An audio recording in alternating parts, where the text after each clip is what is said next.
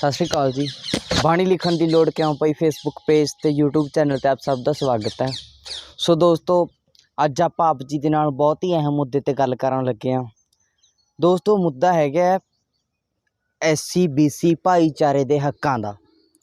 जिहड़ा समुचा समाज है बहुजन समाज SC BC दे विच आउंदा जिहड़ा गल करांगे उन्हां दे हकों की, जिस दे उपर कि केंद्र सरकार भाव BJP मोदी सरकार वालों बहुत वड्डा जिहड़ा हमला किया गया।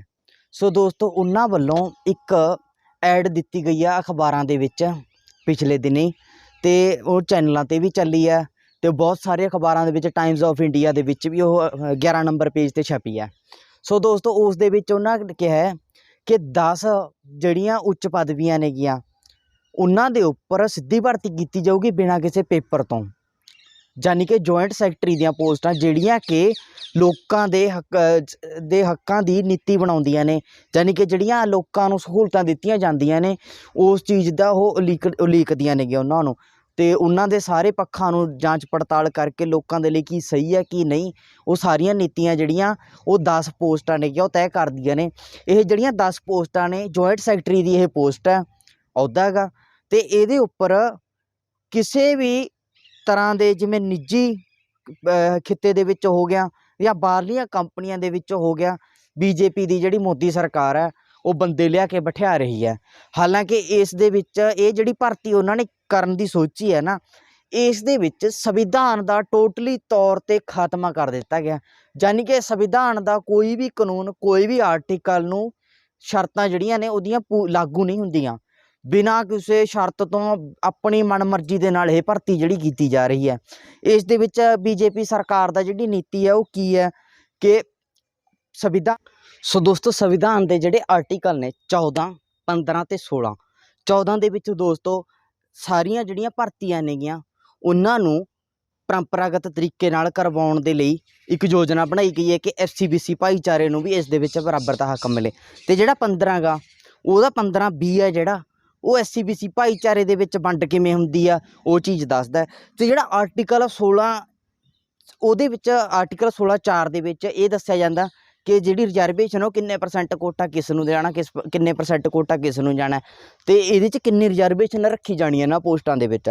सो दोस्तों इन्हां सारियां दी गल जे आपां करिए ते आर्टिकल 14 जिहड़े 15 ने ਇਹ आर्टिकल जिहड़ा 16(4) है ਉਹਦੇ ਲਈ एक कवच ਦਾ ਕੰਮ ਕਰਦੇ ਨੇ, यानी कि एक नारियल जे तैनूं मैं उदाहरण देवां जिहड़ा एक नारियल हुंदा है ਜਿਹੜਾ कि ਆਪਾਂ ਦੁਕਾਨਾਂ ਤੋਂ ਮਿਲ ਜਾਂਦਾ ਨਹਿਰਾਂ ਦੇ ਵਿੱਚ ਤੇਰੇ ਹੋਏ ਮਿਲ ਜਾਂਦੇ ਨੇ ਉਹਦੇ ਉੱਪਰ ਇੱਕ ਵਾਲਾਂ ਵਾਲੀ ਪਰਤ ਹੁੰਦੀ ਹੈ, ਫਿਰ ਉਸ ਦੇ ਉੱਪਰ ਇੱਕ ਠੋਸ ਪਰਤ ਹੁੰਦੀ ਆ, ਫਿਰ ਨੀਚੇ ਜਾ ਕੇ ਕਿਤੇ ਸਾਨੂੰ ਖੋਪਾ ਜਿਹੜਾ ਨਿਕਲਦਾ ਕੋਕੋਨਟ। ਸੋ ਦੋਸਤੋ ਇਸੇ ਤਰ੍ਹਾਂ ਇਹ ਜਿਹੜੇ 14, 15 ਇਹ ਆਰਟੀਕਲ 16(4) ਨੂੰ ਇੱਕ ਕਵਚ ਦਾ ਕੰਮ ਕਰਦੇ ਨੇ, यानी कि एक जड़ा सुरक्षा गार्ड है वह काम करते हैं। सो दोस्तों इस इन्हां आर्टिकलों के मुताबिक जड़ियाँ भर्तियां होंदियां नेगियां उन्हां दे विच हर एक नूं वर्ग नूं बराबरता का जिहड़ा हक मिलदा, पर जिहड़ी मोदी सरकार आ उन्हें आर्टिकल 315, 320, 325 सारियां दी उलंघना की है। यानी कि जिहड़ा 320 है उहदे मुताबिक जिहड़ी भारती है वो UPSC दे एग्जाम हेठ की जाती है, यानी कि जिहड़ा UPSC का एग्जाम है वो दिता जाता वो क्लीयर किया जाता वो कई पड़ावां दे विच हुंदा, पहला पेपर होंदा फिर दूसरा पेपर होंदा फिर इंटरव्यू होंदी है, इस तरह होंदा है।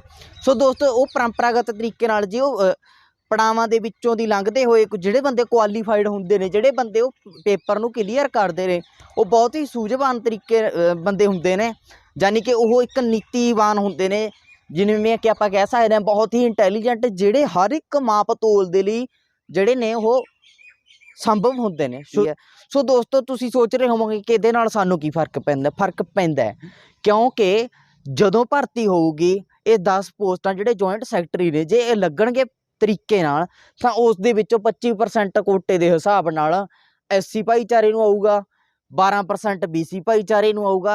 इस तरह पोस्टां जिहड़ियां ने डिवाइड करके जे कोई साडा अपना बंदा ਸਾਡੇ ਲਈ ਚੰਗਾ ਸੋਚੂਗਾ ਤਾਂ ਠੀਕ ਹੈ, ਉਹ ਵਧੀਆ ਗੱਲ ਹੈ, ਉਹ ਸੋਚ ਸਕਦਾ ਹੈ। ਸਾਡਾ ਆਪਣਾ ਜੇ ਕੋਈ ਹੋਊਗਾ ਸਾਡੇ SC BC ਜਮਾਤ ਦਾ ਬੰਦਾ, ਤਾਂ ਉਹ ਆਪਣੇ ਲੋਕਾਂ ਦੇ ਹੱਕਾਂ ਦੀ ਗੱਲ ਕਰੂਗਾ, ਆਪਣੇ ਲੋਕਾਂ ਦੇ ਹੱਕਾਂ ਦੇ ਉੱਪਰ ਡਾਕਾ ਨਹੀਂ ਮਾਰੂਗਾ।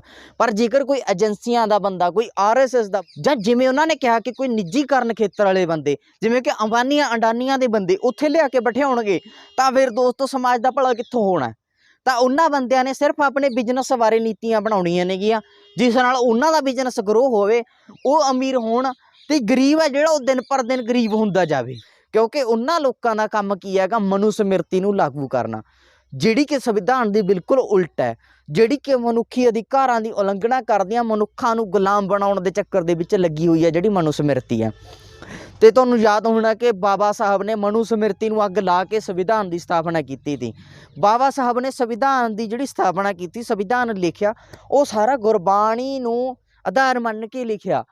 ਹੁਣ ਜੇ ਤੁਸੀਂ ਗੱਲ ਕਰੋਗੇ ਕਿ ਗੁਰਬਾਣੀ ਨੂੰ ਆਧਾਰ ਮੰਨ ਕੇ ਕਿੱਦਾਂ, ਸੋ ਦੋਸਤੋ ਤੁਹਾਨੂੰ ਇੱਕ ਛੋਟੀ ਜਿਹੀ ਐਗਜ਼ਾਮਪਲ ਦਿੰਦਾ ਕਿ ਸਤਿਗੁਰੂ ਰਵਿਦਾਸ ਮਹਾਰਾਜ ਜੀ ਦੀ ਬਾਣੀ 16 ਰਾਗਾਂ ਦੇ ਵਿੱਚ ਹੈ, 4 ਵਰਨਾਂ ਨੂੰ ਨੱਥ ਪਾਉਂਦੀ ਆ।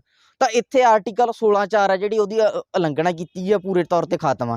ਆਰਟੀਕਲ 16(4) ਹੈ ਜਿਹੜਾ ਉਹ ਵੀ ਸਾਨੂੰ ਸਮਾਨਤਾ ਦਾ ਹੱਕ ਦਿੰਦਾ, ਯਾਨੀ ਕਿ ਸਾਰੇ ਵਰਗਾਂ ਨੂੰ ਬਰਾਬਰਤਾ ਦਾ ਹੱਕ ਦਿੰਦਾ, ਹਰ ਇੱਕ ਵਰਗ ਨੂੰ ਵੰਡ ਕੇ ਉਹਦਾ ਜਿਹੜਾ ਹੱਕ ਦਿੱਤਾ ਜਾਂਦਾ। ਸੋ ਉਹ ਇੱਦਾਂ ਹੀ ਗੁਰਬਾਣੀ ਹੈ, ਸਤਿਗੁਰੂ ਰਵਿਦਾਸ ਮਹਾਰਾਜ ਜੀ ਦੀ ਜਿਹੜੀ ਬਾਣੀ ਹੈ, ਉਹ ਸਾਰੇ ਵਰਨਾਂ ਨੂੰ, ਜਿਹੜੇ ਕਿ ਮਨੁੱਖਾਂ ਨੂੰ ਮਨੁੱਖ ਸਮਝਦੇ ਹੋਏ ਮਨੁੱਖੀ ਅਧਿਕਾਰਾਂ ਦੀ ਹੱਕਾਂ ਦੀ ਗੱਲ ਕਰਦੀ ਹੈ। ਜਿਹੜੀ ਸਤਿਗੁਰੂ ਰਵਿਦਾਸ ਜੀ ਦੀ ਬਾਣੀ ਹੈ, ਜਿਹੜੇ ਉਹਨਾਂ ਦੇ 16 ਰਾਗਾਂ ਦੇ ਵਿੱਚ 40 ਸ਼ਬਦ ਨੇ ਨਾ, ਉਹ 4 ਵਰਨਾਂ ਨੂੰ ਨੱਥ ਪਾਉਂਦੇ ਨੇ, ਜਿਹੜੇ ਕਿ ਮਨੂ ਸਮਿਰਤੀ ਦੇ ਵਿੱਚ ਮਨੂ ਵੱਲੋਂ, ਯਾਨੀ ਕਿ ਬ੍ਰਾਹਮਣਾਂ ਵੱਲੋਂ ਬਣਾਏ ਗਏ ਸੀਗੇ। ਸੋ ਦੋਸਤੋ ਇੱਦਾਂ ਹੀ ਇਹ ਜਿਹੜਾ ਆਰਟੀਕਲ 16(4) ਹੈ, ਇਹ ਵੀ ਉਹਨਾਂ ਚੀਜ਼ਾਂ ਨੂੰ ਨੱਥ ਪਾਉਂਦਾ ਸੀਗਾ। ਇਹਦੇ ਮੁਤਾਬਕ ਸਭ ਨੂੰ ਬਰਾਬਰਤਾ ਦਾ ਹੱਕ ਮਿਲਦਾ ਸੀਗਾ। ਪਰ ਮੋਦੀ ਸਰਕਾਰ RSS BJP ਹੈ ਜਿਹੜੀ, ਇਹ ਇਸ ਸੰਵਿਧਾਨ ਨੂੰ ਖਤਮ ਕਰਕੇ ਇੱਥੇ ਮਨੂ ਸਮਿਰਤੀ ਲਾਗੂ ਕਰਨਾ ਚਾਹੁੰਦੀ ਹੈ। ਸੋ ਦੋਸਤੋ ਸਾਰਿਆਂ ਨੂੰ ਚੇਤਨ ਹੋਣ ਦੀ ਲੋੜ ਹੈ। ਤੇ ਵੀ ਦੇਖੋ ਦੂਸਰੇ ਪਾਸੇ ਕੀ ਚੱਲ ਰਿਹਾ ਸਾਡੇ ਸੋਸ਼ਲ ਮੀਡੀਆ ਤੇ, ਜਾਂ ਸਾਡੇ ਪ੍ਰਿੰਟ ਮੀਡੀਆ ਤੇ, ਜਾਂ ਸਾਡੇ ਨਿਊਜ਼ ਚੈਨਲਾਂ ਤੇ ਦੋਸਤੋ ਕੀ ਚੱਲ ਰਿਹਾ। ਕਿਸੇ ਨੇ ਸਿਮਰਨਜੀਤ ਸਿੰਘ ਮਾਨ, ਕੋਈ ਬੰਦਾ ਕਹਿ ਰਿਹਾ ਕਿ ਸਿਮਰਨਜੀਤ ਸਿੰਘ ਮਾਨ ਭਗਤ ਸਿੰਘ ਨੂੰ ਅੱਤਵਾਦੀ ਕਹਿ ਰਿਹਾ, ਕੋਈ ਸਿਮਰਨਜੀਤ ਸਿੰਘ ਮਾਨ ਦੇ ਪੱਖ 'ਚ ਬੋਲ ਰਿਹਾ, ਕੋਈ ਸਿਮਰਨਜੀਤ ਸਿੰਘ ਮਾਨ ਦੇ ਵਿਰੁੱਧ ਬੋਲ ਰਿਹਾ ਹੈ, ਤੇ ਕੋਈ ਆਮ ਆਦਮੀ ਪਾਰਟੀ ਹੈ ਜਿਹੜੀ ਉਹ ਆਪਣੇ ਵਿਆਹਾਂ ਸ਼ਾਦੀਆਂ ਦੇ ਵਿੱਚ ਮਸ਼ਰੂਫ ਹੈ। ਕੋਈ ਬੰਦਾ ਇਸ ਗੱਲ ਵੱਲ ਧਿਆਨ ਨਹੀਂ ਦੇ ਰਿਹਾ। ਸੋ ਦੋਸਤੋ ਇੱਦਾਂ ਹੀ, ਤੇ ਦੇਖੋ ਤੁਸੀਂ ਦੇਖ ਸਕਦੇ ਹੋ ਕਿ ਜਿਹੜੀ RSS ਆ, BJP ਆ, ਉਹ ਸਮਾਜ ਨੂੰ ਇਹਨਾਂ ਲੜਾਈਆਂ ਦੇ ਵਿੱਚ ਪਾ ਕੇ ਆਪਣੀ ਜਿਹੜੀ ਨੀਤੀ ਆ ਉਹ ਖੇਡ ਰਹੀ ਹੈ ਉਸ ਦੇ ਪਿੱਛੇ। ਸੋ ਦੋਸਤੋ ਇਹ ਬਹੁਤ ਵੱਡਾ ਜਿਹੜਾ ਹਮਲਾ ਹੈ SC BC ਵਰਗਾਂ ਦੇ ਉੱਪਰ ਕੀਤਾ ਗਿਆ RSS BJP ਵੱਲੋਂ, ਕਿਉਂਕਿ RSS ਤੇ BJP ਇੱਕੋ ਨੇ, ਇਹ ਅਲੱਗ-ਅਲੱਗ ਨਹੀਂ ਹੈਗੀਆਂ।